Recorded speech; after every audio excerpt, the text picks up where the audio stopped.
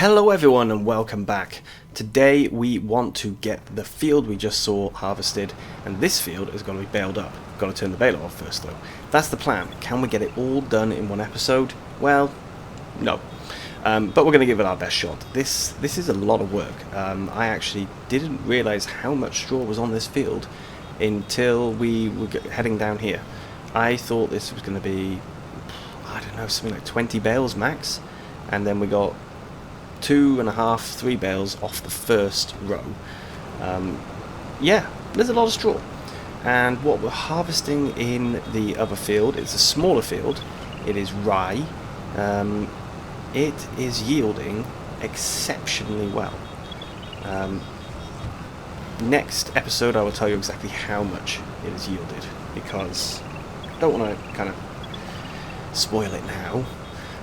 But yeah, it has yielded incredibly well, to the point where every probably 3 rows I had to go and unload it, which is why there's a couple of jumps every now and again where I basically just disappear, unload the harvester, come back.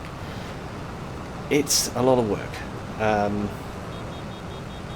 but yeah, this is a good amount of straw, to the point that we are not going to need any more straw for the rest of the series, and we're going to have left over, because the spelt field is also, this was spelt, the rye field is also giving straw, and in the small field we've got oats, which are also going to give straw. So we will definitely be selling some. I am a little worried though about the collection of these bales. It is going to take forever, and I need to make sure before I collect them that I double check where the loading trigger is for the bale storage in the yard, because if I don't do that I'm going to end up faffing around trying to find out where to put the bales and make a mess.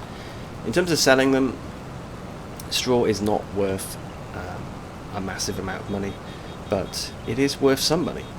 To give you an idea, at the end of this episode, you don't know how much we've got in terms of bales yet, but at the end of this episode we have £33,000 or euros worth of straw in, if we wait until the best sell price. That's a lot of straw, I have to say. And there's only more to be created, because as I said, we've got the rye field and the oat field. Both of those will give us more straw. It does mean that if we do any crops next year, because we are going to do another harvest year, should we call it, if we do any straw crops next year, then we will sell the straw directly off the field, because it just doesn't make any sense to keep it, and keeping it until best price is not a great idea either. So this is where we're storing everything at the moment. This was the first full load, and there's still a lot left on the field. So we're on to the headlands. This field is almost complete. It hasn't taken too long, I have to say, but using a round baler is a bit of a pain, because obviously you have to do your stopping and starting all the time. It would be better to have a square baler, but square balers are expensive, unless I buy one of those super cheap old ones, but they're expensive, and they do require more horsepower, I think, if I don't get one of the old ones. If I get one of the old ones, then it's a different story. They seem to require a potato to run, but the newer ones, the more expensive ones, talking 150,000, and quite a lot of horsepower requirement. However, we do have this New Holland that has not been used since I did the seeding, so it's nice to get the New Holland out, and it is something that we could run a square baler on if needed.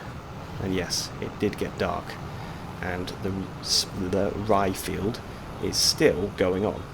There's still plenty to harvest on there, still lots of work to be done, but our baling job is now almost complete.